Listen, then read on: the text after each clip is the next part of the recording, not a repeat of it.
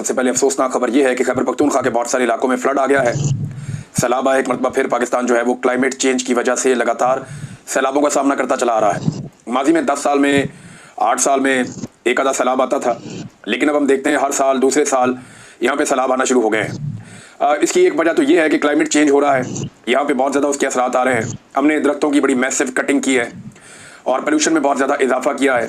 हवा के अंदर जो गैसेस का अखराज है वो पाकिस्तान की तरफ से और हमारे हमसाया ममालिक की जानिब से बहुत ज़्यादा है। तो ये असरात पाकिस्तान के ऊपर लगातार पड़ रहे हैं क्लाइमेट चेंज की सूरत में। और दीगर जो इसके अंदर रीज़न हैं वो हमने जिस किस्म की आबादियाँ तैयार कर दी हैं पानी के रस्तों में, उनकी वजह से भी बहुत तबाही होती है। जितने दरियाओं के किनारे थे वहाँ पे कानूनन तो इजाज़त नहीं है, ना अंग्रेज़ दौर में इजाज़त थी ना अब इजाज़त है, लेकिन लोगों ने अपने असर रसूख को इस्तेमाल करते हुए, अपने ताल्लुकात को इस्तेमाल करते हुए पूरे पूरे होटल, प्लाजाज, घर, इमारतें, रेजिडेंशियल सोसाइटीज़, बहुत सारा कुछ बना दिया दरियाओं के किनारों के ऊपर। और जो कुछ भी किनारों पे बनाया उनमें से कुछ चीज़ें हम देखते हैं बहती हुई चली जाती हैं। पूरे के पूरे होटल, पूरी की पूरी इमारतें, पूरा का पूरा घर भी पानी के अंदर बाज़ औक़ात चला जाता है और उसकी वजह से नुकसान ज़्यादा होता है। जो नदी नालों के और बरसाती पानी के पुराने रस्ते हैं, उन रस्तों के रुकावटों में बंद बांध के रिहायशी सोसाइटियाँ बना दी गई हैं। पंजाब में इसकी वजह से बहुत नुकसान होता है, इवन खैबर पख्तूनख्वा में भी कई जगहों पर। तो ये जो तजावज़ात हैं जो पानी के रास्ते पे बनाई गई हैं, ये हमें नुकसान दे रही हैं। दूसरा, हमने अपने हाथों से अपने इन्वायरमेंट को तबाह किया, हमने दरख्तों की कटाई बहुत ज़्यादा की, फिर नए दरख्त लगाने में हमारी दिलचस्पी भी नहीं होती। और ये जितना टिम्बर माफिया है जो यहाँ से दरख्त काट के ले जाता है और पैसा बनाता है, ये लोग खुद तो इस मुल्क में रहते नहीं है पाकिस्तान में। ये अपने बच्चों के लिए वो ममालिक ढूंढते हैं जहाँ पे दरख्त बहुत ज़्यादा है, माहौल बहुत अच्छा है, आबो हवा अच्छी है, जहाँ पे एयर क्वालिटी इंडेक्स जिसको AQI कहते हैं वो बहुत अच्छा है। तो ये उन ममालिक में जाकर रहते हैं, उन जगहों पे जाकर रहते हैं। यहाँ पाकिस्तान को इन्होंने एक शिकारगाह की तरह इस्तेमाल किया कि हर चीज़ यहाँ पे तबाह कर दो, हर चीज़ बेच दो। इसकी मादनियात, इसकी लकड़ी, इसके दरख्त, इसका माहौल, हर चीज़ तबाह करते हैं बेशक, लेकिन यहाँ से ये पैसा निकालते हैं। अब ये जो सैलाब के नुकसानात हैं बहुत ज़्यादा हैं और अब तक की इतलात के मुताबिक इंतहाई अफसोसनाक सूरत सामने आ रही है। सैलाब से मुतासरा जो लोगों का नुकसान हुआ है उसमें डिफरेंट आदाद शुमार मेरे पास हैं और अब तक की जो मुसद्दका इतलात आई है उनमें खैबर पख्तूनख्वा में सिर्फ 167 अफराद जाँ बहक हो गए हैं सैलाब के नतीजे में, जिनमें 147 मर्द बताए जा रहे हैं, 12 बच्चे हैं और 8 ख़वातीन हैं इस सैलाब में जिनका ये नुकसान हुआ है, जो जिनकी जान गई है, जो जाँ बहक हुए हैं। अच्छा, इसमें मैं आपको बता दूं कौन कौन से इलाके हैं जो ज़्यादा मुतासिर हुए हैं। बाजोड़ का इलाका है, यहाँ पे 21 लोग जो है वो जाँ बहक हुए। बुनेर में सबसे ज़्यादा नुकसान हुआ है और वहाँ पे बहुत बड़े पैमाने पे फ्लड आया, उसका नुकसान भी ज़्यादा है। 78 लोग वहाँ पे जाँ बहक हुए, 5 लोग लोअर दीर में, शांगला में 23 लोग, स्वात में 11 लोग, अपर दीर में जो है वो नुकसान हुआ लेकिन लोगों की जान महफूज रही। इसी तरह जो बटग्राम है वहाँ पे 15 और जो मानसेरा है वहाँ पे जो है वो 14 लोग जाँ बहक हुए हैं। तो टोटल 167 लोग अब तक जाँ बहक हो गए हैं, जबकि घरों को, स्कूलों को और दीगर इमारतों को भी जुज़वी तौर पे या मुकम्मल तौर पे काफ़ी नुकसान पहुँचा है। तो ये नाज़रीन सैलाब की सूरत हाल है। खैबर पख्तूनख्वा में एक हेलीकॉप्टर भी गिर गया। खैबर पख्तूनख्वा की हुकूमत का जो हेलीकॉप्टर था ये इमदादी सरगर्मियों में इस वक्त मसरूफ़ थे। कुछ जो है वो दूसरे हेलीकॉप्टर भी हैं इंतज़ामिया के जो रेस्क्यू करते हैं, वो भी मौजूद हैं। खैबर पख्तूनख्वा की हुकूमत का एक हेलीकॉप्टर गिरा, उसमें 5 लोग थे जो हमले के, वो जाँ बहक हो गए हैं और उसमें जो अली अमीन गंडापुर साहब इन्होंने शोक का ऐलान भी किया है। तो इस वक्त मुश्किल सूरत हाल है खैबर पख्तूनख्वा में। सारे पाकिस्तान को सपोर्ट करनी चाहिए, मदद करनी चाहिए। और अब देखना ही होगा कि फ्लड अगर ये ज़्यादा है और पानी का ये फ्लो नीचे आता है तो पंजाब में और सिंध में किस किस्म की सूरत हाल पैदा होती है, क्योंकि कैशमेंट एरिया जो है वो ऊपर है और वो वहाँ है जो खैबर पख्तूनख्वा के इलाके हैं, तो वहाँ ज़्यादा तबाही हुई है। आज से 2-3 साल पहले 2022 में बलूचिस्तान में बहुत तबाही हुई थी, वहाँ से जो है कोई सलमान से पानी नीचे उतरा था और बहुत ज़्यादा बारिश हुई थी, 70 घंटे तक एक बारिश तो लगातार हुई थी। तो अभी सारी की सारी गवर्नमेंट इसके ऊपर काम कर रही है। खैबर पख्तूनख्वा की हुकूमत ने इमरजेंसी लगाकर इस पर काम शुरू कर दिया है। लोगों को सपोर्ट करनी चाहिए अपने प्यारों की। जितने भी पाकिस्तानी इसमें मुतासिर हो रहे हैं, मेरी बाकी पाकिस्तानियों से गुजारिश है कि हम वतनों की मदद भी करें इस मुश्किल वक्त में। अभी जब बहाली का टाइम आएगा तो फिर इसका पूरा रोड मैप होगा, हम चीज़ें आपके सामने रखेंगे। नाज़रीन, सियासी लीडर्स की मकबूलियत के हवाले से मुख्तलिफ सर्वे आते रहते हैं। ये एक नया सर्वे एक आया है और ये सर्वे है रिपब्लिक पॉलिसी का। वो उन्होंने सर्वे ये किया कि लाहौर के अंदर शहरियों से पूछा कि सबसे ज़्यादा जो है वो मकबूल सियासी लीडर कौन है आपकी नज़र में।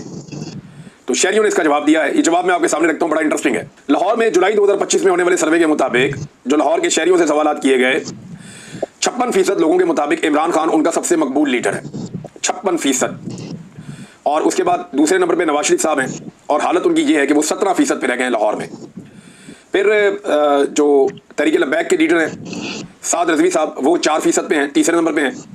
बिलावल जरदारी एक बड़ी जमहूरी पॉलिटिकल पार्टी के लीडर वो 3% पे हैं, जमात इस्लामी 2% पे है, बाकी सियासी जमातें 2% पे हैं, जबकि 16% लोग ऐसे हैं जो किसी भी सियासतदान को पसंद नहीं करते। अब इमरान खान 56% के साथ सबसे आगे। यही तो प्रॉब्लम है पाकिस्तान की एस्टेब्लिशमेंट की और हुकूमत की। इमरान खान की मकबूलियत का खौफ उन्हें एक दूसरे के खिलाफ खड़े भी नहीं होने देता, और जो इस वक्त एस्टेब्लिशमेंट और मौजूदा हुकूमत के अंदर शामिल जमातों में एक प्यार मोहब्बत और रोमांस चल रहा है, उसकी सबसे बड़ी वजह अवाम में इमरान खान की मकबूलियत है। अगर इमरान खान साहब अवाम में मकबूल ना होते तो शायद ये इतना लंबा ना चलते। अपने अपने सर्वाइवल के लिए एस्टेब्लिशमेंट जो है वो मदद कर रही है रवायती सियासी जमातों की, और रवायती सियासी जमातों की जो हुकूमत है वो मदद कर रही है एस्टेब्लिशमेंट की, तो एक दूसरे के सहारे ये सब बेचारे खड़े हैं। नाज़रीन, पाकिस्तानियों ने पूरी दुनिया के अंदर जश्न आज़ादी मनाया। दुनिया भर में पाकिस्तानियों ने पाकिस्तान तहरीक इंसाफ के झंडे भी उठाए हुए थे, कहीं कहीं किसी और एक पॉलिटिकल पार्टी का झंडा भी नजर आ जाता था। तो पाकिस्तानियों ने जश्न मनाया, यौम आज़ादी मनाया, और ज़्यादातर लोगों ने पीटीआई के झंडे उठाए, नारे भी लगाए, वहाँ पुलिस भी मौजूद थी, इंतजामिया मौजूद थी। लेकिन इसके बावजूद सड़कें रुकी, ट्रैफिक स्लो हुई, बहुत सारा कुछ हुआ, लेकिन मुकदमे दर्ज नहीं हुए। पाकिस्तानियों पर मुकदमा दर्ज नहीं किए गए पूरी दुनिया में, क्योंकि वो पाकिस्तान का यौम आज़ादी जो है वो मना रहे थे। लेकिन पाकिस्तान में पाकिस्तानियों पर मुकदमे दर्ज कर दिए गए यौम आज़ादी मनाने पर, क्योंकि वो एक पॉलिटिकल पार्टी को भी साथ में सपोर्ट कर रहे थे और हुकूमत उस पॉलिटिकल पार्टी की मुखालिफ है। लिहाजा पाकिस्तान में मुकदमा दर्ज हो रहे हैं और पूरी दुनिया में नहीं हो रहे। और यौम आज़ादी किसका मनाया जा रहा है? पाकिस्तान का मनाया जा रहा है। पाकिस्तान में यानी ये जिसकी लाठी उसकी भैंस वाला सिस्टम है। ये एक और भी सड़क ब्लॉक हुई है, इसके ऊपर भी मुकदमा दर्ज करो। ये एक वीडियो आई है जो खैबर पख्तूनख्वा से आई है। डीआई खान 90 किलोमीटर दूर इससे जो है वो डेरा इस्माइल खान का शहर है, और ये 90 किलोमीटर जब लिखते हैं तो ये जिला कचहरी को लिखते हैं। तो बिल्कुल वजीर आला खैबर पख्तूनख्वा के जिले के बिल्कुल साथ ही मेन हाईवे मोटरवे के ऊपर ये अस्करियत पसंद दहशतगर्द जो है ये रक्स कर रहे हैं। टीडीपी जो है वो वहां पे रक्स कर रही है, इंजॉय कर रही है। सवाल ये है कि इनको वहां लेकर कौन आया? सवाल ये है कि इन्होंने बॉर्डर कैसे क्रॉस किया? सवाल ये है कि हथियारों के साथ यहां दंदनाते कैसे फिर रहे हैं? सवाल ये है कि इनकी सहूलतकारी किसने की है? गंडापुर कई दफा ये कह चुके हैं कि गुड़ तालिबान का एक मामला है, जब भी कभी हम कार्रवाई करते हैं तो हमें कहा जाता है ये अच्छे लोग हैं, इन्हें छोड़ दो। तो कहीं ये गुड़ तालिबान तो नहीं है? और अगर ये गुड़ तालिबान नहीं है और बैड तालिबान है तो फिर ये यहाँ क्या कर रहे हैं और ये यहाँ पहुंचे कैसे? और कोई भी कैसे किसी सड़क के ऊपर खड़ा होकर रक्स कर सकता है सड़क को बंद करके? और दिन दिहाड़े का टाइम है, आप अंदाजा करें, को रात का वक्त भी नहीं है। ये नाज़रीन सूरत हाल है पाकिस्तान में। पता नहीं ये वीडियो किस मकसद के लिए बनाई गई है और किस मकसद के लिए इसको वायरल किया गया है, लेकिन पाकिस्तान की सिक्योरिटी फोर्सेज की एक बड़ी नाकामी है कि जिन्होंने बॉर्डर कंट्रोल करना था वो दहशतगर्दों को कंट्रोल नहीं कर पाए। हालांकि पाकिस्तान ने अनाउंस किया था कि सारे दहशतगर्द पाकिस्तान से जा चुके हैं, पाकिस्तान में दहशतगर्दी क्लियर कर दी है, कोई दहशतगर्द पाकिस्तान के अंदर मौजूद नहीं है, हमारे पास कोई नो गो एरिया नहीं है। फिर इन लोगों को वापस कौन लेकर आया? इमरान खान पे इल्जाम लगाते हैं, आप मीटिंग्स के मिनट्स उठाकर देख लें। मुराद से 2022 से चीख रहा है कि इनको मत लाओ, इनको मत लाओ, इनको मत लाओ। शानदाना गुलजार कहती है कि जनरल बाजवा का यह मंसूबा था कि टीटीपी के लोगों को लाकर पाकिस्तान तहरीक इंसाफ को कमजोर करना है, फारग करना है 3 साल में। और आपको सड़कों के ऊपर ये लोग दंदनाते हुए नजर आ रहे हैं, ना कोई सवाल करने वाला है ना कोई जवाब देने वाला है। हालात तो ये हो गए हैं। अस्करियत पसंद है वो बंदूकें उठा के जनाब वहां पे मजे से रक्स कर रहे हैं, वहां पे घूम रहे हैं। नाज़रीन, कुछ चीज़ें मैं आपके सामने रखता हूं कि पाकिस्तान की हुकूमत की तवज्जो किस तरफ है। तो पाकिस्तान के अंदर जो बेहतरीन सब्सिडीज दी गई थी इस साल, वो ट्रैक्टरों की खरीदारी पर दी गई थी कि अगर किसान ट्रैक्टर खरीदना चाहते हैं तो हम उन्हें सब्सिडी दे रहे हैं, किसान ट्रैक्टर खरीद लें। लेकिन लगभग 22 साल के बाद पहली मरतबा ऐसा हुआ कि पाकिस्तान में किसानों ने ट्रैक्टर नहीं खरीदे। बहुत ही कम लेवल पे आके किसानों ने ट्रैक्टर खरीदे हैं।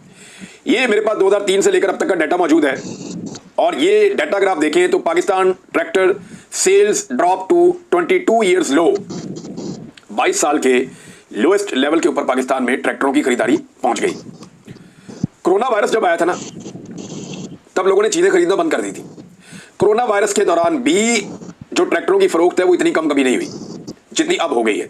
उसकी वजह क्या है? किसानों के पास पैसे ही नहीं है। किसान पैसे आएंगे तो नया ट्रैक्टर लेंगे ना, उनके पास पैसा आएगा तो काश्तकारी में इजाफा करेंगे ना, पैसा आएगा तो अपनी जमीन को सैराब करेंगे, उसमें बीज डालेंगे, उसके ऊपर खाद डालेंगे, उसका ख्याल रखेंगे। किसानों को जिस तरह इन्होंने भूखा मारा है उसका नतीजा यही निकलना था। इस वक्त जो ट्रैक्टरों की खरीदारी है पाकिस्तान में वो लोएस्ट पे चली गई है। ट्रैक्टर तो वो और बात है, तनख्वाहदार तबके हो या ताजर बरादरी हो या जो थोड़ा बहुत एक मिडिल क्लास है, उनकी एक गाड़ी थी ऑल्टो। ये पाकिस्तान में सबसे ज्यादा बिकने वाली गाड़ी है, और इसकी जो सेल है उसमें 75% तक कमी आ गई है। 75%। फर्ज करें अगर ये 1000 गाड़ी बिकती थी तो अब ये 250 गाड़ी बिक रही, 750 गाड़ी नहीं बिक रही। यहां से आप अंदाजा करें कि पाकिस्तान के अंदर मईशत की और आम आदमी की मईशत की, जो सफेद पोश तबका है उसकी मईशत की क्या सूरत हाल है। कि सबसे ज्यादा बिकने वाली गाड़ी जो सुजुकी ऑल्टो है उसकी फरोख्त में भी मुबैना तौर पे ये स्टार्टअप पाकिस्तान का एक सर्वे है, उसके मुताबिक 75% उसके अंदर भी कमी आई है। लेकिन कुछ तो ऐसा होगा जो पाकिस्तान में ज्यादा बिक रहा है। तो नाज़रीन, वो हैं लंडे के कपड़े। लोग नया कपड़ा नहीं खरीद सकते, लोग बाजार में जाते हैं, नए कपड़े बहुत महंगे हो गए हैं और आम आदमी की पहुंच से दूर जा रहे हैं। लिहाजा लोगों ने लंडे की जो मसनूआत हैं, जो कपड़े हैं, वो पहनना शुरू कर दिए और गुर्बत लगभग 44% तक पहुंच गई। उसके बाद लंडे के इस्तेमाल शुदा कपड़ों की इंपोर्ट में तारीखी इजाफा हो गया है। ये डॉन अखबार की रिपोर्ट के मुताबिक 2025 में लंडे के इस्तेमाल शुदा कपड़ों की इंपोर्ट में रिकॉर्ड $511 मिलियन खर्च हुए हैं। लंडा बाजार गुर्बत का शिकार होने वाले पाकिस्तानियों का गढ़ बन गया है। ये है नाज़रीन पाकिस्तान में गुर्बत की सूरत हाल जो इन्होंने पाकिस्तान के साथ कर दिया और ये कहते हैं हमने मईशत ठीक कर दी, हम पाकिस्तान को बेहतर कर रहे हैं। ये आप पाकिस्तान को बेहतर कर रहे हैं कि पाकिस्तानी पुराने कपड़े इस्तेमाल शुदा पहनने पर मजबूर हो गए हैं। वजह क्या है? वो नए कपड़े अफोर्ड नहीं कर पा रहे और 44% लोग जो है, लगभग आधा पाकिस्तान गुर्बत की लकीर से नीचे धकेल दिया गया है। नाज़रीन, एक और खबर है, ये नरेंद्र मोदी ने धमकी दी पाकिस्तान को। देखिए, पूरी कौम को एक जंगी जुनून में तो मुब्तला किया हुआ है पाकिस्तान की मिलिट्री एस्टेब्लिशमेंट ने और सियासतदानों ने मिलकर, क्योंकि नरेंद्र मोदी की गलती की वजह से और उसकी भोंडी हरकतों की वजह से जो शख्स या जो लोग पाकिस्तान में मुंह नहीं उठा सकते थे, बात नहीं कर सकते थे, उनको भी जबान मिल गई और पाकिस्तान की एस्टेब्लिशमेंट को अमेरिका के करीब जाने का मौका भी मिल गया। अब अमेरिका से पाकिस्तान का फायदा तो इन्होंने लेना नहीं है, अपना जाती फायदा लेना होता है। लिहाजा अब ये इमरान खान को दबाएंगे, अपनी मुखालिफ पॉलिटिकल पार्टी को दबाएंगे और इस जालिमाना रजीम को तूल देने की कोशिश करेंगे जो ये कर रहे हैं। लेकिन वही नरेंद्र मोदी इनको धमकियां भी दे रहा। नरेंद्र मोदी ने यह तय कर लिया है और ये भारत ने जो सारा कुछ किया ना पहलगाम वाला, पाकिस्तान के अंदर लोगों को हम बेवकूफ बनाते हैं। ये कहा जाता है कि पहलगाम भारत ने इसलिए किया कि वो पाकिस्तान पे हमला करना चाहता था। बिल्कुल नहीं, भारत पाकिस्तान के साथ कोई जंग लड़ना नहीं चाहता। मेरा नहीं ख्याल कि वो इस तरह जंग लड़ेगा पाकिस्तान के साथ। आर्मी चीफ ने ठीक कहा है कि एक तरफ ट्रक आ रहा है जी, वो डंपिंग वाला, दूसरी तरफ जनाब वो मर्सिडीज आ रही है, एक टक्कर हो जाएगी तो नुकसान कितना होगा। भारत की इकॉनमी बहुत आगे जा रही है, उसके बाद बहुत पैसा है, वो तरक्की कर रहा है पाकिस्तान से बहुत ज्यादा तेजी से, पाकिस्तान नहीं कर पा रहा। तो ऐसे में भारत को जंग सूट नहीं करती। भारत सिर्फ पाकिस्तान के पानी पर कब्जा करना चाहता है और इस पानी पर कब्जा करने के लिए भारत ने एक लड़ाई पाकिस्तान के साथ, एक झड़प पाकिस्तान के साथ लड़ी है ताकि जवाब घड़ा जा सके। जो मुझे समझ आती है ना, पहले पहलगाम किया, उसके बाद पाकिस्तान के साथ पंगा किया, उसमें पाकिस्तान ने इनको धो दिया पकड़ के एयरफोर्स ने। और अब भारत के पास एक सॉलिड बहाना मौजूद है अपने मुल्क में और नेशनल और इंटरनेशनल लेवल पे कि हम पाकिस्तान को पानी नहीं देंगे। नरेंद्र मोदी ने कहा कि भारत ने तय कर लिया है कि खून और पानी साथ नहीं बह सकता। हिंदुस्तान के पानी पर हक सिर्फ हिंदुस्तान का है। हमें अब सिंध तास मुआहिदा मंजूर नहीं है। यह कैसा मुआहिदा था जिसने 7 दहाइयों से हिंदुस्तान के किसानों का नुकसान किया है। यह नरेंद्र मोदी के स्टेटमेंट है। अब नरेंद्र मोदी ने सिंध तास मुआहिदे को खत्म करना था और इसी मुआहिदे के तहत पाकिस्तान को वो पानी मिलता है जिससे पाकिस्तान अपने शहरियों को खाना खिलाने के काबिल होता है। अब अगर 4, 6, 10 तैयारी तबाह करा के भी भारत पाकिस्तान का पानी रोकने में कामयाब हो गया, जिस तरह वो बहुत तेजी से बढ़ रहा है, गुज़िश्ता चंद दहाइयों से भारत ने पाकिस्तान के पानियों पर या मगरबी दरियाओं पर, जिनमें झेलम, चनाब और सिंध, इनके ऊपर भारत ने बहुत सारी ब्लॉकेज लगाए हैं। बहुत सारी जगहों में भारत ने पानी रोका है पाकिस्तानियों का। वो जो पाकिस्तानियों का पानी भारत ने रोका है, डैम्स बनाकर, रुकावटें बनाकर, बंद बांध के, वो पाकिस्तान के दरियाओं को आहिस्ता आहिस्ता ये मामला खुश्क कर रहा है। हमारे डैमों के अंदर पानी कम होता जा रहा है। इसको पाकिस्तान रोकने में अभी तक कामयाब नहीं हुआ। ये बातें तो करते हैं, लेकिन पाकिस्तान की मिलिट्री को ये जिम्मेदारी लेनी पड़ेगी, पाकिस्तान की हुकूमत को पहले लेनी पड़ेगी और फिर मिलिट्री को ऑर्डर देना पड़ेगा। ये जितने स्ट्रक्चर्स बनाए गए हैं पाकिस्तान के पानियों के ऊपर, ये गैर कानूनी है, बैनुल-अक़वामी कवानीन के खिलाफ है और इनको कैसे हटाना है, इस पर स्ट्रेटेजी तो पाकिस्तान की गवर्नमेंट और मिलिट्री एस्टेब्लिशमेंट मिलकर बना सकती है कि करना क्या। क्योंकि अगर किसी को लगता है कि मिसाइल मार के ये स्ट्रक्चर गिरा दिए जाएंगे, तो कंक्रीट के बने हुए बहुत बड़े बड़े स्ट्रक्चर्स हैं, ये रशिया नहीं कर सका अभी तक यूक्रेन में, तो हम इंडिया में कैसे करेंगे। इंडिया में भी हमारे तो कुछ मिसाइल, हमें वीडियोस दिखाई गई थी, तस्वीर भी, कि जनाब पाकिस्तान के जो वाटर स्ट्रक्चर्स हैं उनके ऊपर इंडिया को मिसाइल मारे, कोई नुकसान ही नहीं हुआ। ये तबाह करने के लिए कम से कम उस लेवल के आपको B-52 बम्बर या तो चाहिए, या आपको भारत के अंदर बड़ी कार्रवाइयां करनी पड़ेंगी। और आपको ये यानी अगर ये चाहते हैं, जैसे बिलावल धमकी देते हैं कि 6 के 6 दरियाओं का पानी हम खुलवा लेंगे, तो 6 दरिया तो बहुत दूर की बात है। जो मोदी ने अभी हरकत की है, कम से कम अपने 3 दरियाओं का पानी खुलवा लें, लेकिन इसकी तरफ तवज्जो नहीं है। ये एक दूसरे का हक मारने में मसरूफ है। खैबर पख्तूनख्वा की मिसाल मैं आपको देता हूं। इस वक्त जो खैबर पख्तूनख्वा और पंजाब को हाइड्रो पावर प्रोजेक्ट जो पाकिस्तान में लगे हुए हैं, यानी पानी से बिजली बनाने के जो मंसूबे हैं, उनमें जो पैसा तकसीम किया गया है, उसके अंदर खुली नाइंसाफी नजर आ रही है। क्योंकि देखिए ना, एस्टेब्लिशमेंट खड़ी हुई है इस वक्त PMLN के साथ, तो पंजाब में PMLN की हुकूमत भी है और साथ में उनकी हुकूमत वफाक में भी है। तो उन्होंने पंजाब को जो पैसा दिया, वो दिया 65.8 अरब रुपए और खैबर पख्तूनख्वा को दिया 33 अरब रुपए। अच्छा, दिया किस मद में इन्होंने ये दिया पानी से बिजली पैदा करने की मद में। अब मैं आपको अगर डाटा बताऊं तो आप हैरान हो जाएंगे कि पंजाब से दुगने से ज्यादा पानी से बिजली पैदा करने की सलाहियत खैबर पख्तूनख्वा में है। खैबर पख्तूनख्वा जो बिजली पैदा करता है पानी से, उसकी मिकदार पंजाब से दुगनी से भी ज्यादा है। ये मैं बड़ा मोहतात आपको बता रहा हूं, फिगर तो बहुत बड़ा है, आप सुनेंगे आप हैरान रह जाएंगे। लेकिन ज्यादा बिजली कौन दे रहा है? खैबर पख्तूनख्वा। ज्यादा पैसा किसको मिल रहा है? पंजाब को मिल रहा है। वजह क्या है? पंजाब ने अपनी चहीती टिकटॉकर को हुकूमत दी हुई है। तो ये जो एक नाइंसाफी है, इससे लोगों को तकलीफ होती है। आजाद कश्मीर के लोगों ने एहतजाज करके अपना हक ले लिया था, लेकिन खैबर पख्तूनख्वा में भी एक कंप्रोमाइज हुकूमत है और वो अपना हक लेने की बजाय सिर्फ नारे शारे लगाती है और बात खत्म हो जाती है। मरियम नवाज साहबा जो है वो अब जापान निकल गई हैं और इसके बारे में एक बड़ा जबरदस्त ट्वीट किया खैबर पख्तूनख्वा की हुकूमत ने। मरियम नवाज जनाब प्राइवेट जेट के ऊपर जा रही है, बड़े प्रोटोकॉल मिल रहे हैं जापान के दौरे के ऊपर। पाकिस्तान की पहली वज़ीर आला जो जापान के इस तरह दौरे पर जा रही है, वहाँ कोई एग्जीबिशन लगी हुई है, वहाँ से कोई नए खिलौने और नए कहानियाँ लेकर अब ये पाकिस्तानियों को आकर सुनाएंगे कि हमने आपके लिए फलानी चीज़ पसंद की है, फलानी चीज़ पसंद की है। लाकर यहाँ पे ये एक्चुअली लोगों को जो है ना लग्जरी की तरफ लेकर जाते हैं और लोग भूखे हैं, उनके पास खाने के लिए नहीं है।